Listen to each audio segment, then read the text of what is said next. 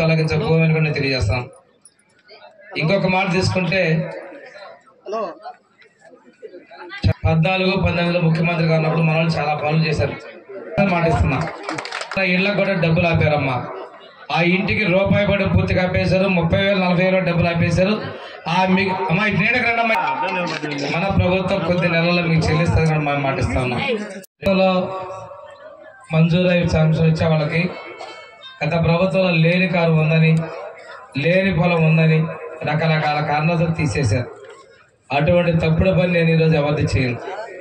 చాలామంది bogus pension చెప్తున్నారు, కానీ ఈరోజు ఉన్న ప్రతి ఒక్క వ్యక్తికి కూడా మన నాయకుడు చంద్రబాబు నాయుడు చెప్పాడు, 3,000 పెన్షన్ నేను 4,000 చేస్తాను. ఈ ఉన్నటువంటి వాళ్ళకి 15,000 రూపాయల పెన్షన్ కూడా రేపు 1వ తారీఖున పంచిపోతున్నాం. నేను రేపు పంచాయతీ కూడా ఎన్ని రోజులు ఆపాడు. చంద్రబాబు నాయుడు మీకు ఇచ్చేది మా వాలంటీర్లు ఇబ్బంది పెట్టలేక ఇవ్వలేకపోయామన్నాడు.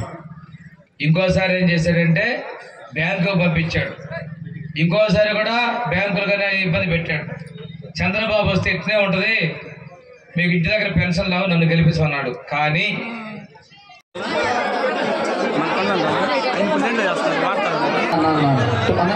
నెట్టుకోవద్దు ప్లీజ్.